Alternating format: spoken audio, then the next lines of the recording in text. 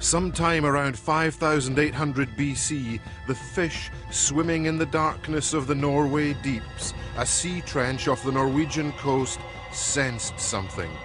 The seabed suddenly cracked and a massive earthquake shook. A landslip followed, and in moments the North Sea was sucked into the void. The sea retreated for hundreds of miles, making a tremendous whooshing noise. Those watching must have thought that the end of the world had come. And then seabirds shrieked and took to the air. They could hear the distant rumble of a huge tidal wave racing towards the shore. It smashed onto the coast at Inverness, snapping trees like matchsticks, killing all life in its path and strewing debris far inland. And leaving a dusting of white sand for archaeologists to find 7 millennia later at numbers 13 to 21 Castle Street in the middle of Inverness. Cataclysms like these mark the beginnings of Scotland. Now, prehistory may lack coherent stories, named individuals, and precisely dated events, even much texture, but it does not lack drama.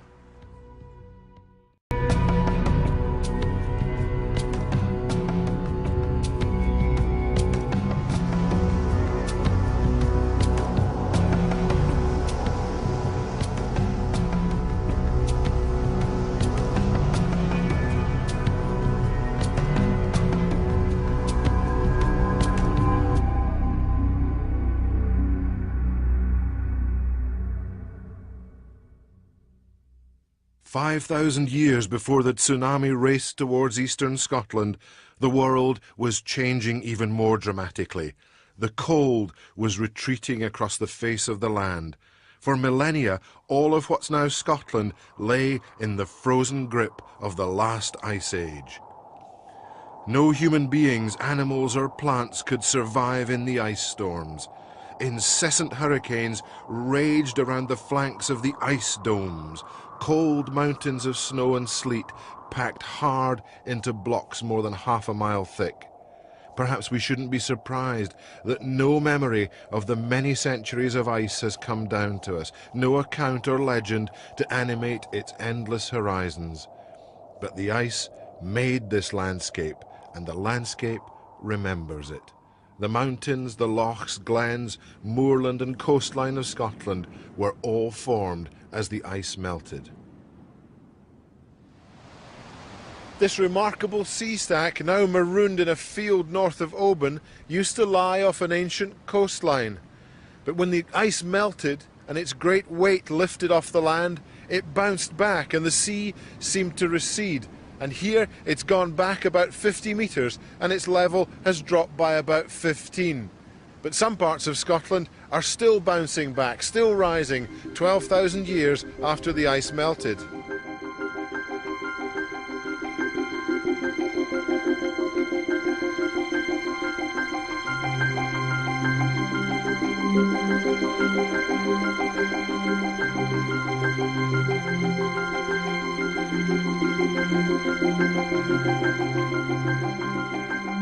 The reasons for the dramatic climate change which ended the last ice age are uncertain, but it appears that the Earth's tilt altered slightly and its orbit around the Sun became less elliptical and more circular, and this warmed up the surface of the planet.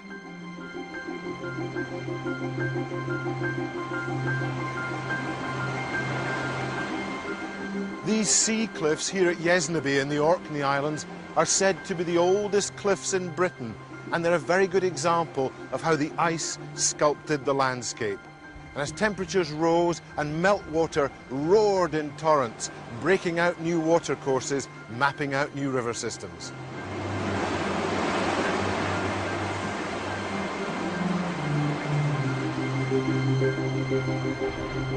As the weight was lifted off these cliffs and the ocean around them filled with meltwater, a new geography was made, the geography that we now recognise as Scotland.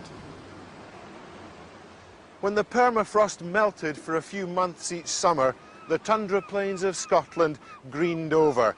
Herds of flight animals like reindeer, deer and wild horses came north in search of fresh pasture, and following them, their predators also ventured north.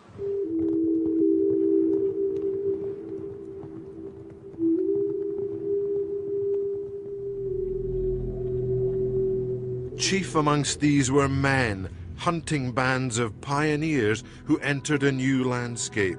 These courageous and enterprising people began slowly to understand that the world was indeed changing.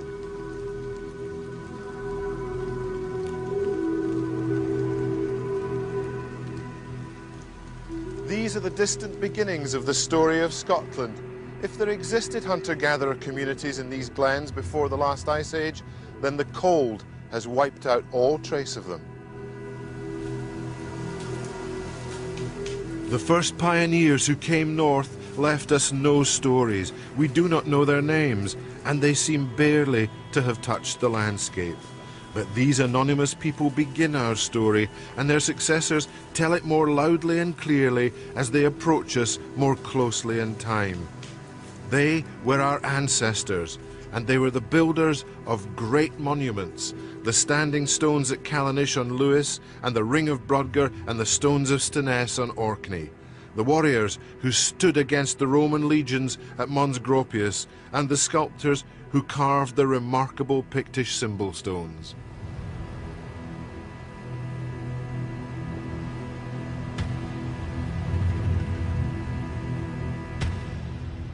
Over 9,000 years, easily the overwhelming balance of our history, these anonymous people tell Scotland's story.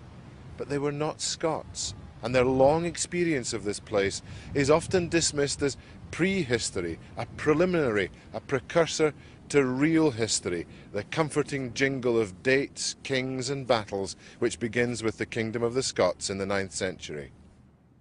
All that long time, from 8000 BC and the end of the last ice age, through the long time of the hunter-gatherers and the first farmers, the coming of metalworking, and a Celtic culture spread all over our country, the Roman invasions and the takeover of Gallic kings, and the fall of the Pictish kingdom in the north. This is the immense scope of this series, the story of Scotland before the Scots.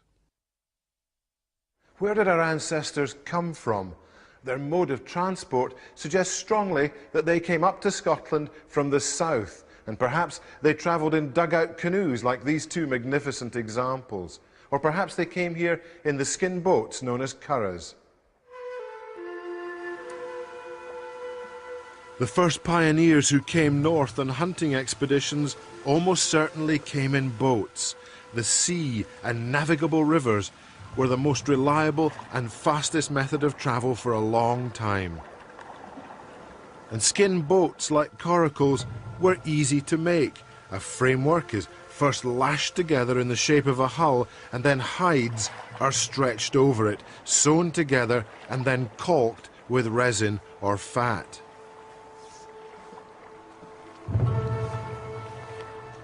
Archaeologists have found the gossamer traces of an early hunting expedition in the Hebrides at the Rins of Islay. Near the Bamore distillery, an arrowhead was picked up which dated to around 10,800 BC, and it may show that some of the southern Hebrides were the first part of Scotland to be free of the ice.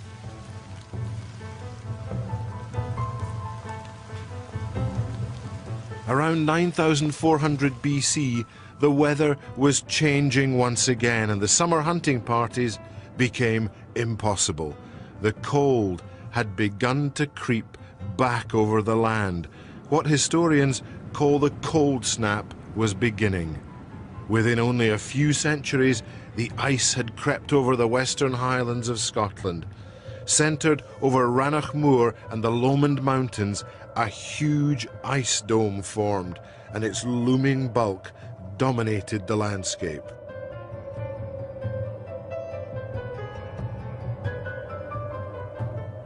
Around 8000 BC, a rapid thaw began.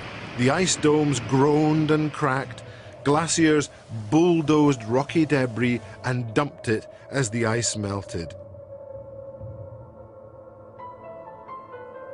A landscape of humped little knobs and pools what's known in Gaelic as Knockin agus Lochin, was created over wide areas in the Highlands, leaving ground suitable only for rough grazing and for hunting.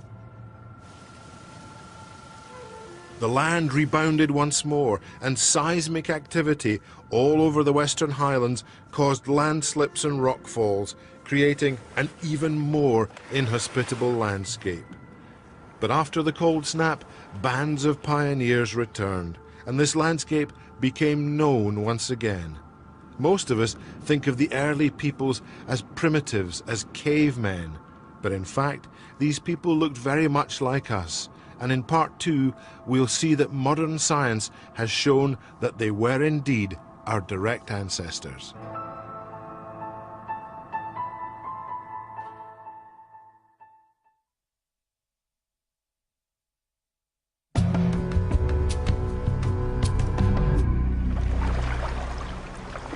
The pioneer hunters who populated prehistoric Scotland may seem like another species, but at Oxford University, Professor Brian Sykes has analysed the DNA of the modern population and compared it with DNA taken from the bones of prehistoric peoples, and the results are radical. Well, in Britain as a whole, I think that most people in Britain, their ancestors, have been here a very long time, and basically the initial pattern that was set up when people first reached these islands all those thousands of years ago is still the one that is the most evident. We can see evidence of Viking genetic input in northern Scotland, in Orkney, Shetland, the Western Isle Skye, and in parts of mainland Scotland. But it's never more than, even in Shetland and Orkney, it's never really more than about 30%. As to the rest, there's clearly a very strong connection with Ireland, but we've known that because of the Celtic arrivals in Ireland, the Dalriada. But I think the connections go way, way back, much further than that. And some of the most interesting connections, not just confined to Scotland and to the west of Britain, but also all along the Atlantic coast, you can see the same genes. What this means to me is that there was a very important, almost sea motorway, if you like, right up the Atlantic from northern Spain, right up the coast of France, right to Ireland, west of Wales, the west of Britain, up into Scandinavia. And that was the most influential and most important route into Britain for people that still live in those parts. Some of the pioneers may have begun their journey north from here, Howick Haven on the Northumberland coast. An unusually observant walker on this cliff path noticed a few bits of sharp flint sticking out of the sand, and he recognized them for what they were.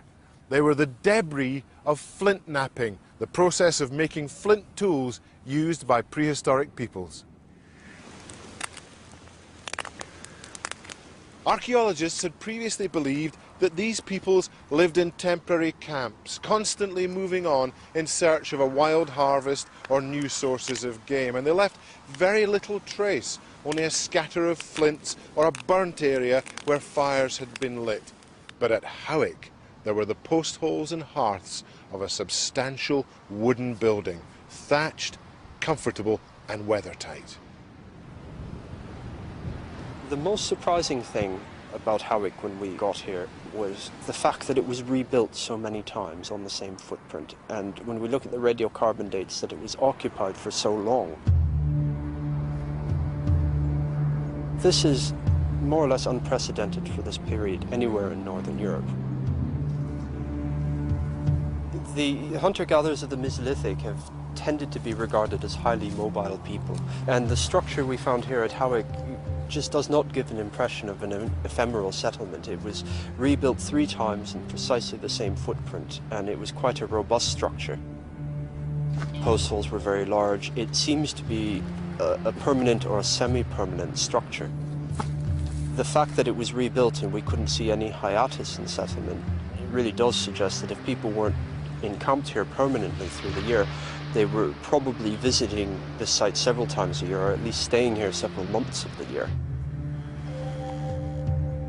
It does upset the theory that we've generally worked with small ephemeral encampments and people moving about after their resources. They could stay put and they could feed themselves permanently in some locales. On a clear day, the hunter-gatherers who lived here on the Northumberland coast could have looked out over the North Sea and seen the low horizon of another shore, the shore of a lost subcontinent.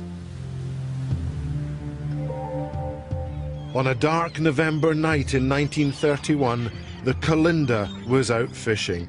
The skipper noticed a lump of black peat come up in the nets, and puzzled, he broke it open to find something remarkable. It was a small carved bone harpoon, and it was the first trace of the lost subcontinent of Doggerland.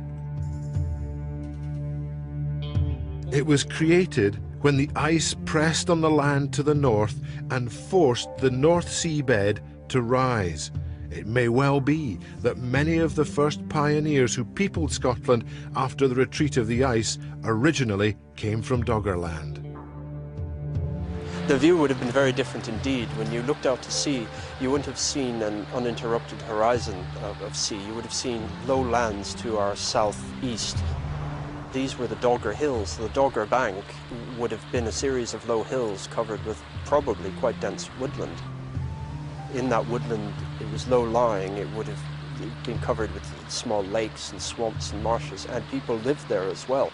So it wasn't only a change of the physical geography, there was also a change of cultural geography, where across this embayment by 60, 70 miles as the crow flies, you would have had other cultures, other people with whom you had trade relations and so forth. It was the home of God knows how many hunter-gatherers, and it was hunting grounds and a place where people from British Isles would also move across. And it's possible, given the distance, that they had greater cultural affinity in Northumberland with those people on Dogger Bank than they would have with those people living in Kent or Cornwall. In fact, as the crow flies, it's much nearer, and again, it's with Dogger Bank as largely dry land, it's almost equidistant from here to the Danish coast as it is from here to London. So the cultural geography and the lines of communication would have been very much different than anything that we could possibly imagine from the historic record. Doggerland ended really when the last major rise of sea level occurred. The pollen zone, they call it the Atlantic pollen zone, where we saw a rise of at least 2.5, 3 meters. And this occurred at about 4000 BC at its maximum, and that finally swamped the last bit of Doggerland. It might have been exposed at low tide occasionally, as portions are now, but being habitable land, that was about the end of it. Behind the settlement at Howick lay the vast expanse of the wildwood. In the 8th millennium BC, Britain was carpeted by forest, and a green canopy stretched far away, as far as the eye could see.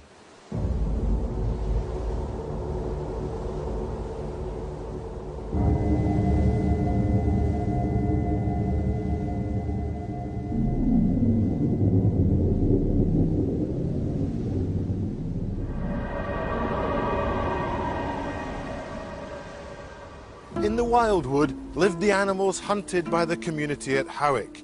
They went out after the roe deer, the red deer, the wild boar, other smaller species, and the great wild cattle known as the auroch. DNA studies of these magnificent beasts at Chillingham Castle in Northumberland confirm a long link with the prehistoric past. Well, they're descended from the auroch. That's the wild ox that roamed Europe from before the Ice Age, when Britain was still attached to Europe. And they were huge creatures, stood 6 feet at the shoulders, much bigger than these are, but they're now extinct, some 1500 BC in fact. You've probably noticed that the cow's horns tend to be lyre-shaped. They curl in and backwards, whereas the bull's horns stick out and forwards. And the adult bulls tend to be dirtier than the rest, because prior to fighting they dig up the ground with their hooves no horns and mess in the hole and rub themselves in it. It's a bit like putting on war paint. These have got a king bull system, and this is him. This is where the king bull is the father of all the calves that are sired during his reign. and his reign isn't likely to be more than 3 years. The calves are born all year round, and the first indication that a cow is going to have a calf usually is when she breaks away from the herd and goes off on her own into the undergrowth and has it. And she'll leave it hidden like a deer does. And the cattle themselves are never touched by humans. There's no vet ever called. And that's because in the past, any occasion that they have been touched by humans, the herd has killed the one that's been touched. They won't tolerate the smell of humans on them. When they go to such lengths as killing their own young, it makes you realise how ancient they are. This is nature in the raw.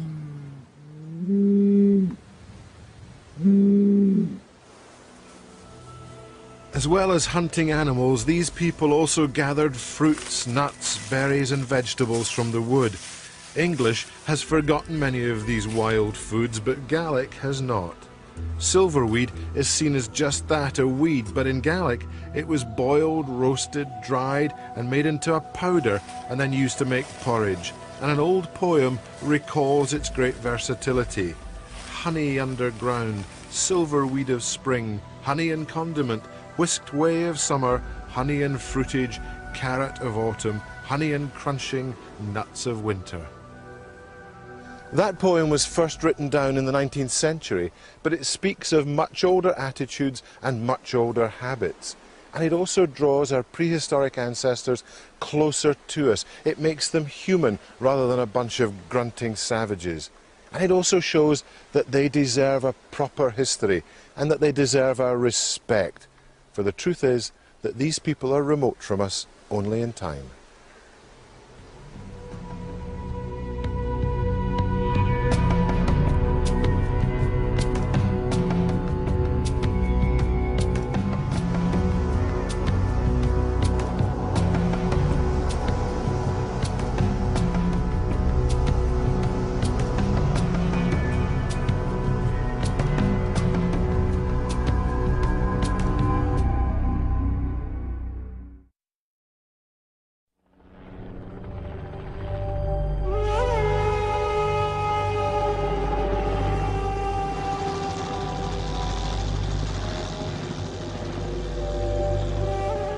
The ownership of rights to hunt and fish was a matter of life and death to our ancestors. On the tidal island of Orkney in the Hebrides, piles of prehistoric rubbish appear to have asserted ownership, but in a disconcerting way. These grassy mounds by the shore are in fact shell middens, dumps of millions of shells from mussels, clams, limpets, oysters, scallops and razors. Around 5000 BC, a community of fishermen lived on the island, living round here. And over time, and at different times of the year, they built up these huge mounds of discarded shells. There's an air of mystery about the middens. A part of what seems to be a simple story is missing. Why were there several different middens deliberately piled up at different times of the year? Orkney is a very small island, and surely the fishermen didn't uproot and move half a mile so that they could deposit shells in another place. There is a whisper of ritual here. It seems that the island of Orkney was holy and that these middens had a religious significance of some unknown sort.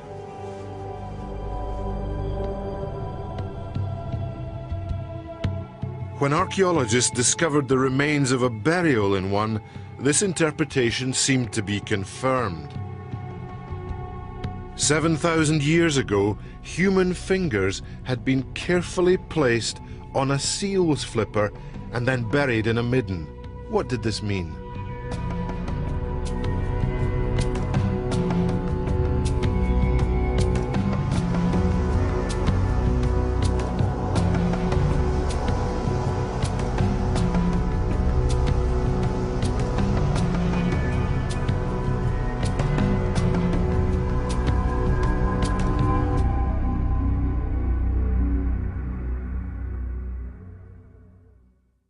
Remains like the shell middens found in Orkney are from communities of hunter-gatherers, and they date from 6700 BC to 3000 BC.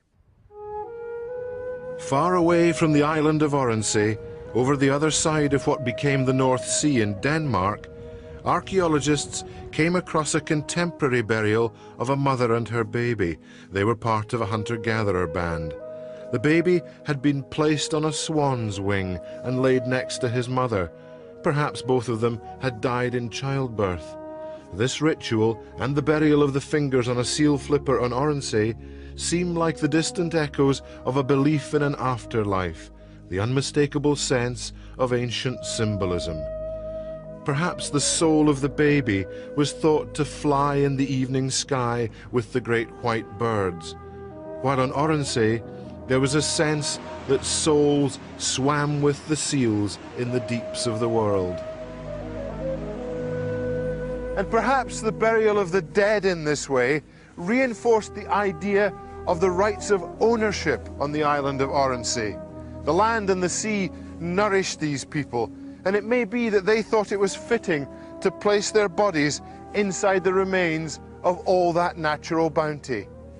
Now, we may see these mounds as no more than piles of smelly prehistoric rubbish and turn up our delicate noses at them. But to the peoples who lived on the islands, the middens may have had the odour of sanctity about them.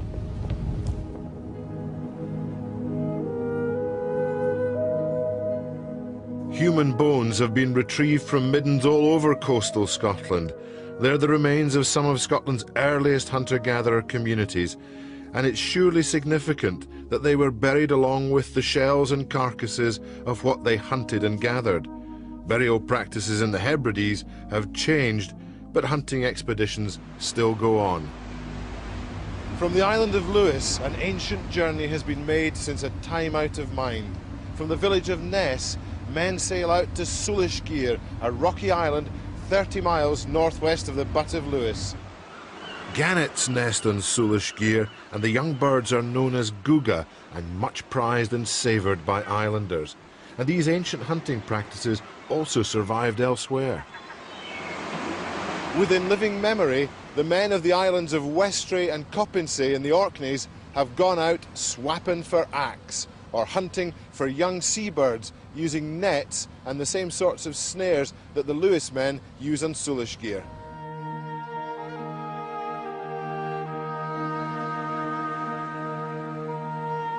It is also an excellent example of what historians call the enduring pattern, which means, broadly speaking, that in similar geographical and economic and social circumstances, communities maintain habits of life and mind over immense periods.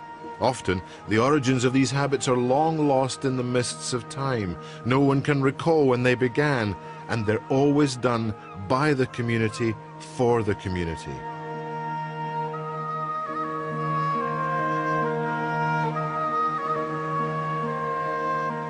Why do traces of the enduring pattern seem clearer in the Hebrides and in the Western Highlands? The West is an elemental land where you're close to the sea, the land and the sky. And I think if you live in that triangle, that elemental triangle, where the hand of man is not to be seen readily, you are almost at the beginning of time. So you link with the past very readily. And it's not surprising that although other creeds have intervened and come in from elsewhere, I think the rootedness, the ancient roots, social roots of these meant that they've been more tenacious and have lasted, many of them, so many of them, into our own day, without our realising that we carry them on. In fact, if we don't, if, for example, people wouldn't go to Sulishgear one year to get the young gannet, people like me would feel a lack, that something was missing out of the very pattern of our social being. Unlike the guga hunters, the people of St Kilda hunted more often for seabirds. Their constant scaling of the cliffs meant that they developed heavily muscled legs and ankles and were well equipped for the treacherous climbs. More evidence of these enduring patterns of life can be seen at the Tomb of the Eagles on the Orkney island of South Ronaldsay.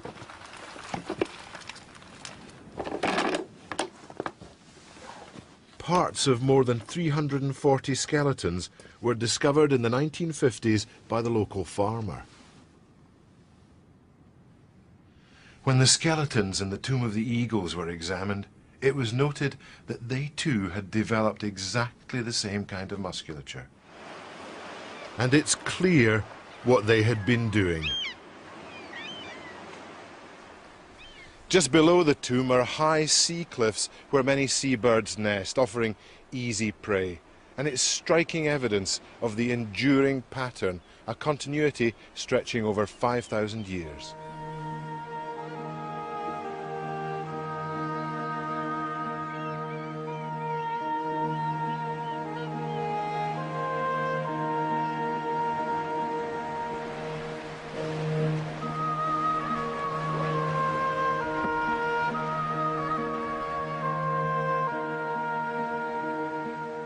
I think the whole instance of sunwise and so many things that are linked with that, the sea and its power and our ambivalence towards it, hunting on the sea, fishing, the produce from the sea, all the danger, all the delight, all the knowledge, all the satisfaction attached to that, seabirds and the whole thing of hunting for birds, instanced in St Kilda, Faroes, and continued to this day in my native Ness, and is a part of our very make-up.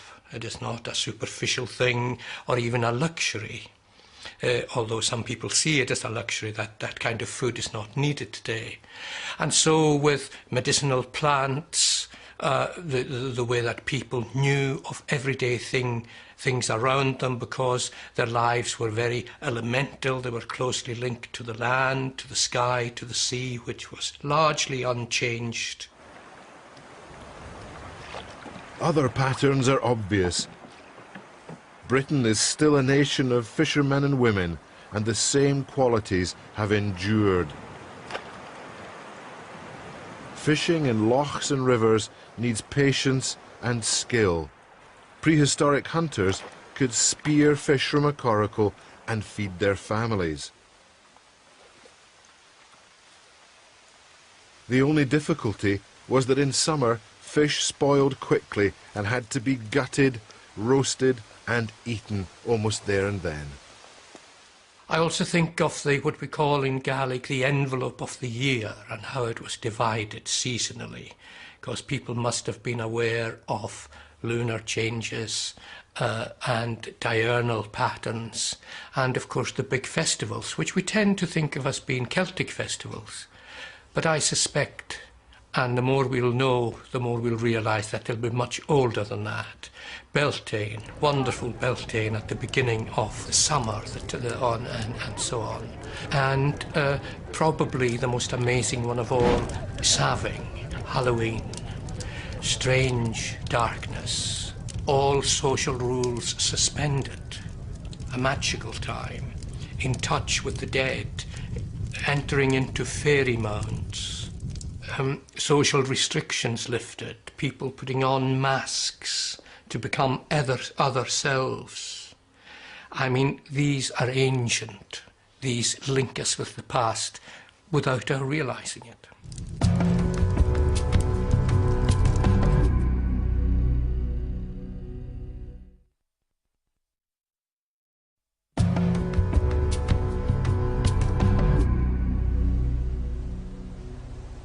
Hunter-gatherer bands had to be mobile.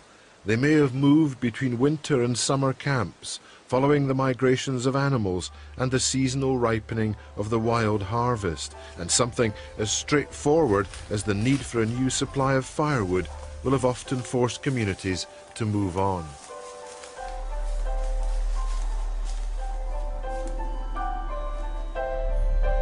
Mobility could have been compromised if mothers in the band had been forced to carry more than one baby, and so they suckled their children for much longer so that they themselves remained unable to conceive.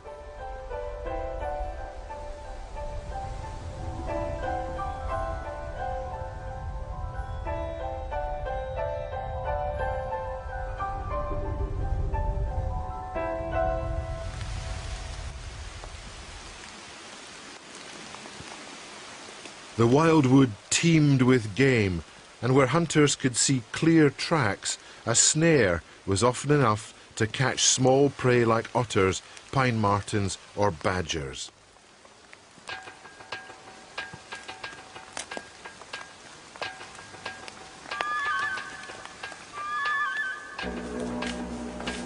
When deer or wild boar were wanted, hunting bands used the old Scottish method of the drive and set. Beaters would drive animals through woodland towards a place where hunters with spears and arrows could kill them, or they would drive them to their death or disablement over a natural feature like a cliff. Very early, it seems that hunting bands began to domesticate wolves. Their primary use seems to have been in the drive and set. Burials of hunting dogs have been found in Denmark and Germany, and they were given much honor. As it is today, hunting in prehistoric times was associated with an elite. A rich burial found near Inverness contained the accoutrements of archery. It was efficient and easy to catch animals with a snare, but much more exciting to chase and catch a powerful beast like a boar or the huge wild cattle known as aurochs. And prestige appears to have been attached to the excitement of the chase. Hunters were also gatherers, and on the island of Colonsay, immediately to the north of the Shell Middens of Oronsay, spectacular evidence of their efficiency was found. Because of its distance from the mainland, there were no squirrels on Colonsay, and hazel trees remained loaded with nuts in the autumn, and this allowed them to propagate all over the island. Carbon dating of hazelnut shells show that a tremendous harvest was gathered in one season sometime around 6,700 BC. Many people must have been involved, but the nuts were not merely picked. The harvesters appear to have destroyed many of the trees. This was deliberate and feels like some sort of religious act. Perhaps on Colonsay they were making a sacrifice of some sort by obliterating the source of what was a valuable staple needed for the winter. And there's a strong sense of a ritualized relationship with the land, something directed by a higher authority, a priestly elite perhaps. While these shell middens were being piled up on Oronsay, sometime between 5,300 BC and 4,300 BC, it seems that all of the neighbouring islands in the southern Hebrides were deserted. While the community fished off this tiny island, no one was living on Colonsay, Islay, Jura or Rum. At the very least, this speaks of choices made about the land and where people should live, hunt and gather their food, even if we don't know what lay behind those choices. Hunter-gatherer societies had an umbilical relationship with the land. We may think of the Scottish landscape as home, but we no longer inhabit it as they did. The land let them live. They hunted and harvested its natural bounty and planted their ancestors inside it. They probably had no sense as we do of the land as property. It was not something that they owned. It was them and they were it. Until the 19th century, this was an overwhelmingly rural society with no large towns and a people who worked the land, often the same piece of land, for uncounted generations. And when the forced emigrations began and were followed by later voluntary departures, many Welsh, Irish and Scots Celts suffered badly, often physically, from what commentators miscalled homesickness.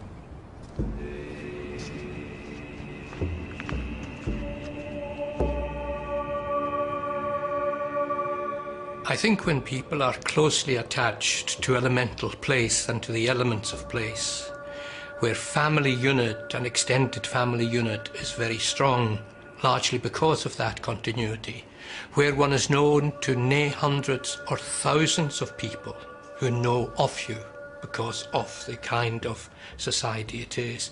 The paradox is that on island life you're known to many, many more than you are in any urban setting where anonymity is the name of the game. On rural island places where you're known to thousands, family known to thousands, not just the present but the past. You're linked to the sea, to the sky, to the land. For a human being, or for the brain to be removed from that, is almost a violence.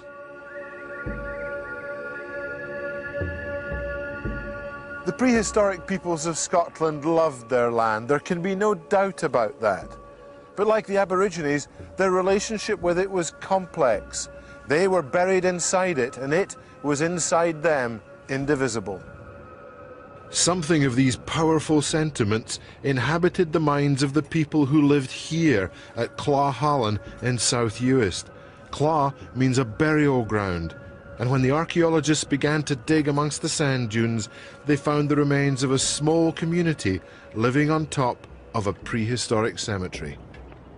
The recently excavated Clawhallen in South Uist is just a wonderful example of how mankind is capable of being attuned to the movement of the sun and building houses in terms of that, with the openings facing the east and the pattern of the day, birth in the first quadrant, work in the second quadrant, then sleeping and death in the northern half. And next to the sleeping area where there was heather and turf, under the floor, a body buried. In one instance, a body that had been mummified, if you like, in peat for 400 years. But the skull was not the skull that belonged to that body, DNA shows us. Now that fascinates me. Did man then think at that stage, was the heart still to the fore?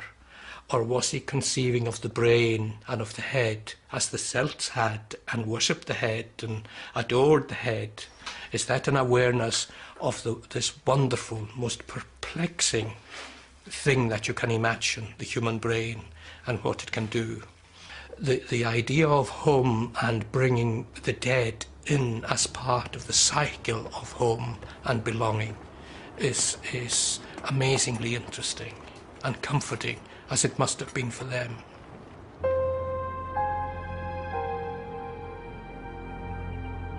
On the Orkney Islands, the Tomb of the Eagles looks like a natural feature, but when the farmer Ronald Simonson dug his way into the burial chamber, he saw an unforgettable sight.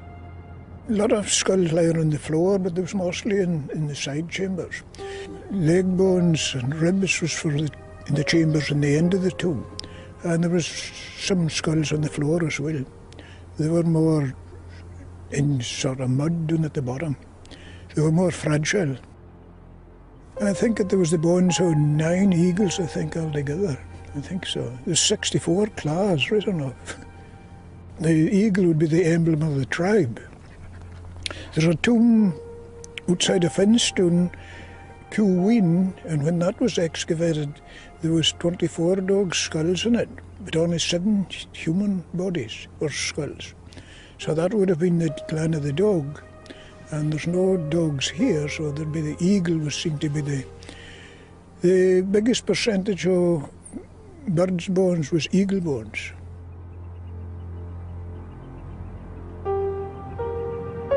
Our ancestors revered, even worshipped the dead, and were somehow comforted by them. And yet now it appears that we find the presence of the dead uncomfortable. Perhaps we should be less apprehensive, give our ancestors a more central place in our lives.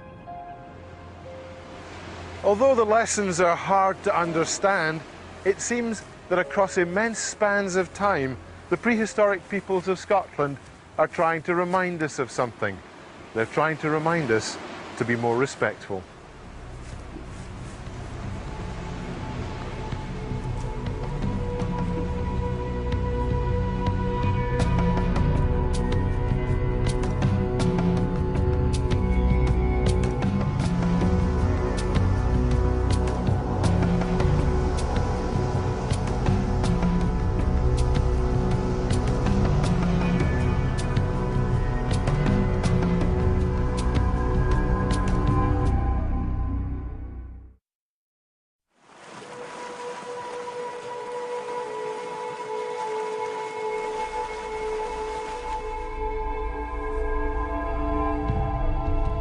At the beginning of the 4th millennium BC, the early peoples of Scotland began to create mysteries.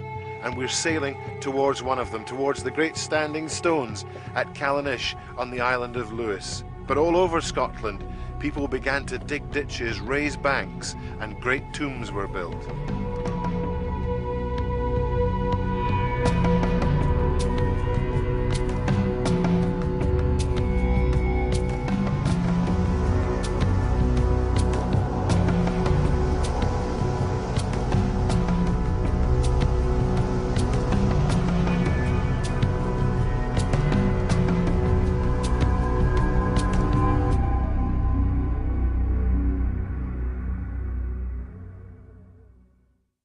After 4000 BC, the land began to produce enough surplus to allow work to be done on the great religious monuments, and this carried on in changing forms until around 1000 BC.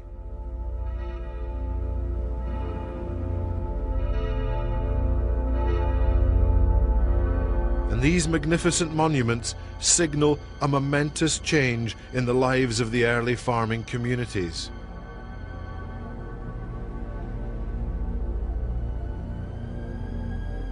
And their unifying theme appears to have been a grim one. Death caused the great monuments to be raised, and their function seems to have been closely related to the burial and commemoration of the dead. But past that general observation, little more is immediately evident.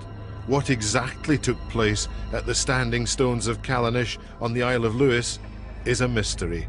No one knows.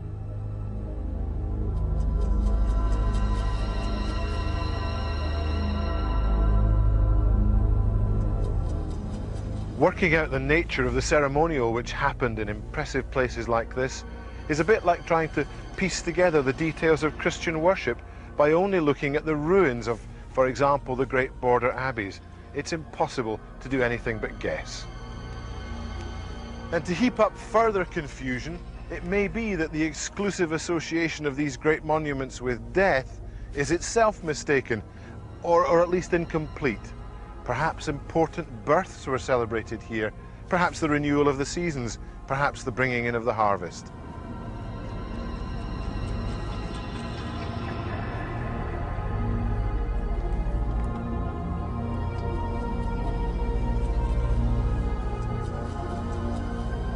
One thing is certain.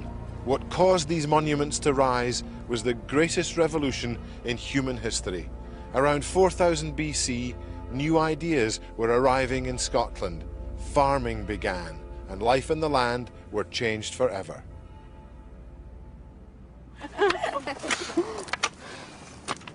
The cultivation of sown crops and the domestication of animals combined with hunting, gathering and fishing to shape a new way of life. The changes were gradual. Much of the north and west isn't suitable for cultivation, and the coastal peoples had access to a rich larder of natural resources. There was hesitation in northwest Europe, a resistance to the new methods. Some of the innovative aspects of farming may have been adopted for a time and then abandoned by the hunter-gatherer bands as they went back to the old way of living off the wild. There were patches and periods of hesitation, but there's no doubt that over the span of the 4th millennium BC, immense changes swept over the countryside of Scotland. About 10,000 years ago, and farming was invented essentially in Mesopotamia, and it basically allowed far more people to live on the same patch of land. So it was a very successful, in genetic terms, sort of package, and it led to expansions, and farmers moved out as Mesopotamia got too crowded. They moved out and were able to expand into Europe. People whose ancestors were farmers in Ireland and in Western Scotland have that DNA. They have that Mediterranean type of farming DNA. So although there certainly are genetic ingredients from that time, they're not overwhelming. They're getting up to about 20%. They're slightly less, as you might expect, in Ireland and the west of Scotland than they are in other parts of Europe. On the east side of Britain, the farming DNA that arrives has mainly come from continental Europe. So there's quite a divide, as if one set of farmers went off, which they did along the Mediterranean, and then populated the west side of Britain.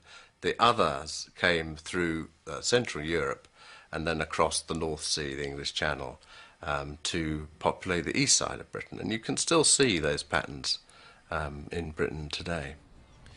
This was a profound cultural change, and the patterns of early farming have endured almost unaltered for 6,000 years.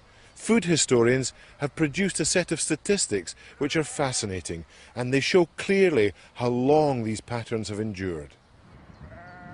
Although farming methods and machinery have been revolutionized in the last 6,000 years, what humans eat and cultivate has actually changed very little.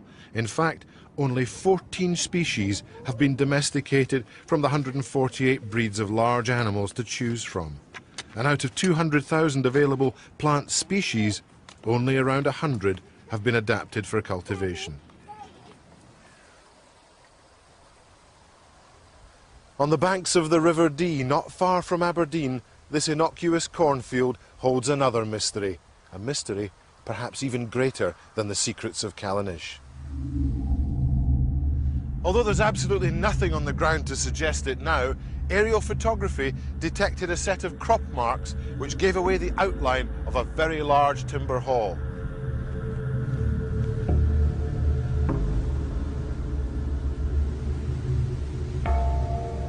Nothing like it had been found anywhere else in Britain, and since the dig here at Balbridie, traces of 3 other very large timber halls have been found in Scotland.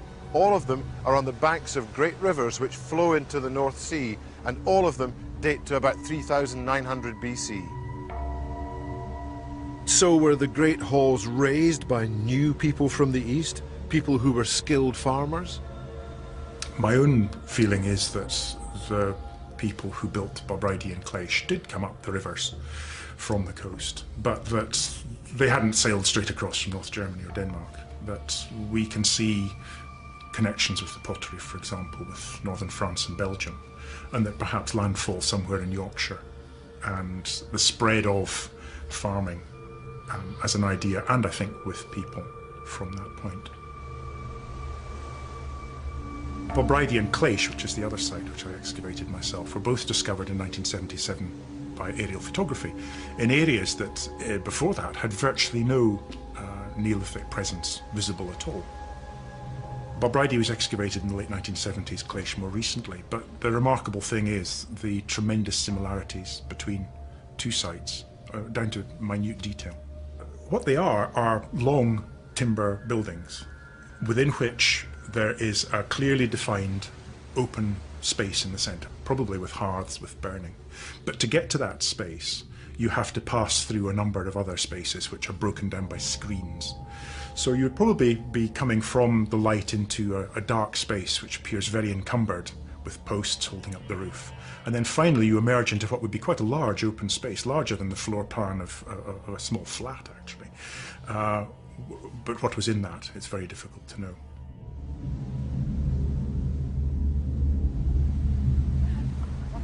Ideas require description, and sometimes new ideas bring new languages. And some prehistorians have contended that in the 4th millennium BC, when farming spread out from what's now modern-day Iraq, it also distributed the Indo-European group of languages all over Europe and as far east as the Bay of Bengal. Now, this group of languages may baffle us when we go on holiday, but in fact, they are very like each other. And interestingly, words associated with close family relationships are often also very like each other. For example, frater in Greek and braher in Gaelic are clearly the same word as brother, bruter, and most versions in between. And there are plenty of other examples. Mater in Greek and maher in Gaelic for mother, mutter, and so on. And words common to both languages often drop an initial consonant or are aspirated, so that aher in Gaelic for father is from pater in Latin for the same word, and lan in Gaelic for full is from plenus in Latin for the same word, but without, of course, the initial P. Radical language shifts have taken place in Scotland within the space of only 2 or 3 generations and without any substantial immigration to stimulate them. In some parts of the Highlands, Gaelic has been entirely replaced by English, and in Perthshire there's no one now who speaks the native dialect of Gaelic, while in the 1971 census there were 477 monoglot Gaelic speakers. There are none now. It may very well be that in the 4th millennium BC, the gradual spread of new methods of food production caused a radical language shift, new words to describe new ways of growing food. But farming could also be dangerous. Once men and women began to live close to animals and to depend on them for food, diseases jumped the species barrier. People caught tuberculosis from cows, influenza from birds, and whooping cough and malaria from pigs. When there was little or no resistance to these new diseases, they could have cut a deadly swathe through large populations.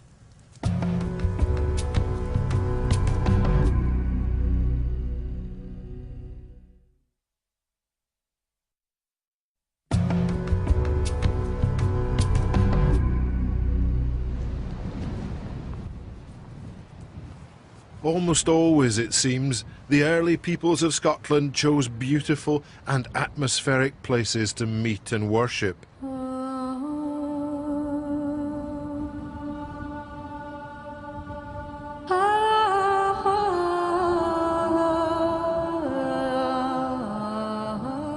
And when the early peoples first walked up Cairnpapel Hill near Linlithgow, sometime around 3500 BC, they moved through a landscape which was changing. Ideas of farming were spreading in the valleys and the plains at the foot of the hill. And when the worshippers came up here, they brought sacred woods with them, hazel and oak. And in 6 hearths around the summit, they lit fires. And also, they buried pieces of pottery and axes in the ground around the fires. These were valuable items, and it seems that their deposit up here on the hill denoted some sort of act of sacrifice or propitiation.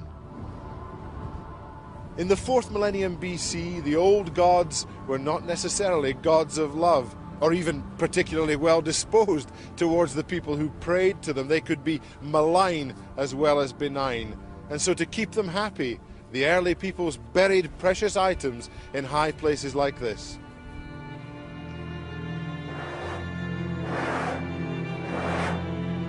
This habit lasted a long time. By the 1st millennium BC, metalwork had replaced pottery in the scale of value, and the Celtic peoples of Scotland used it to propitiate their gods.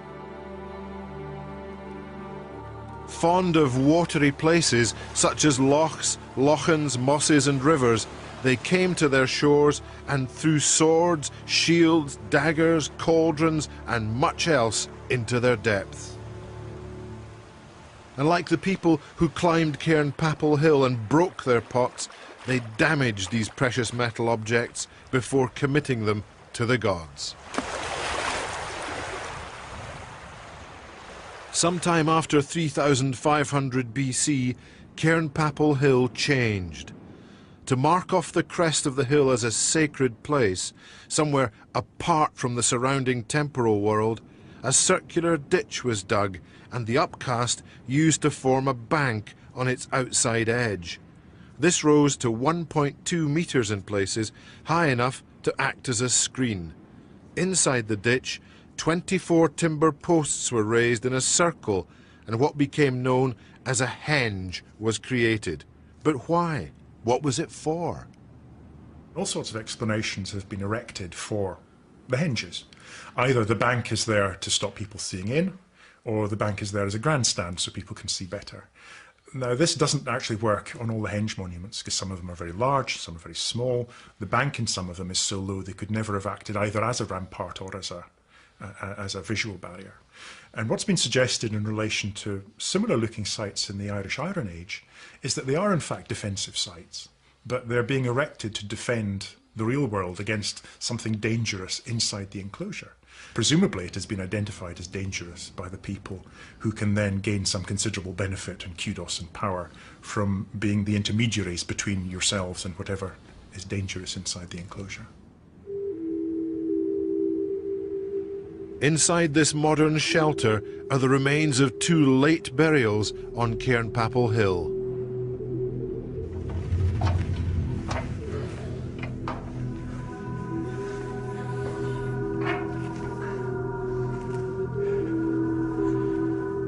Over a stone-lined grave sits a massive capstone, something to deter anyone from robbing the grave or desecrating it. And next to it there's an even more impressive tomb. Now this must have been the last resting place of a very important person, perhaps even a king. And this grave was dug long after the henge went out of use.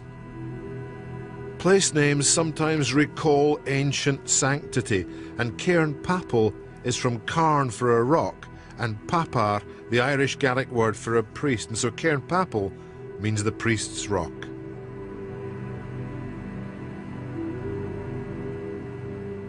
Like many others in central and southern Scotland, the henge at Cairnpapel was made from perishable timber posts. The remains of large wooden henges have been detected in Galloway, Perthshire and in Angus, but there's nothing now left showing above the ground.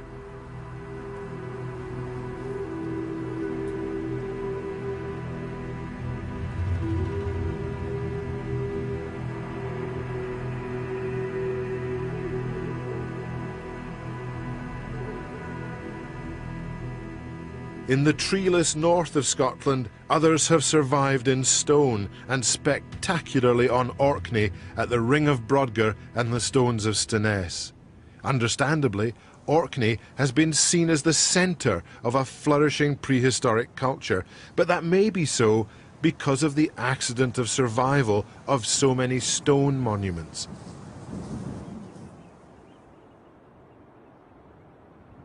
The stones have survived, but the ideas and culture of the people who built them have not. Well, the people who built the Ring of Brodgar were farmers settled in Orkney. They were living around the Ring of Brodgar in villages. They were living in Skara Brae style houses. And at the time, for instance, the Stones of Stenness went up, there's actually a village next door where we can imagine that the builders of the Stones of Stenness lived and put up the monument itself. So you've got a settled kind of society. A remarkable and recent discovery also in Orkney has puzzled archaeologists. At the mound of Mine Howe, a stone-lined shaft has been sunk directly into the ground. It's the underground structure surrounded by this enormous ditch, and it was never lived on. So Mine Howe, as far as we can see, is a spiritual resort, probably as important to the Iron Age people as, for instance, the henges were to the Neolithic. At the bottom of this very long stair is a cistern which would have probably held water. You're very in the dark and isolated. It would seem to me to be a place where people can actually go to communicate with the spirit world. I mean, we know that the Celts were very interested in the underworld and spirit life. So it seems that if you can isolate yourself, you can perhaps communicate with the gods of the underworld, if you like.